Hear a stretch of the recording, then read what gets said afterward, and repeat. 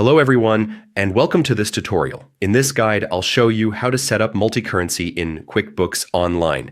This feature is essential if your business deals with international transactions, and it will help you manage multiple currencies efficiently. Let's begin. First, log into QuickBooks Online. Go to quickbooks.intuit.com, select QuickBooks Online, and enter your login credentials. Once you're signed in, you'll land on the QuickBooks dashboard.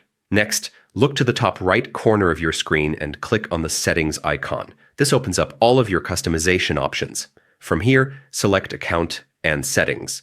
Then navigate to the Advanced tab. Inside this section, you'll find the option for Currency Settings. Now, to enable multi-currency, toggle the feature on. QuickBooks will give you a warning message reminding you that this change is permanent and cannot be undone. It's very important to read and acknowledge this because once multi-currency is activated, you won't be able to turn it off. After confirming, multi-currency will now be enabled in your QuickBooks account.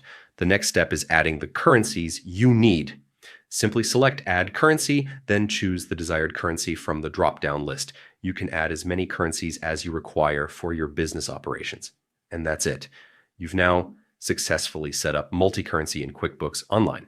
From this point on, you can manage your transactions in different currencies, making it easier to handle international clients and vendors. Congratulations!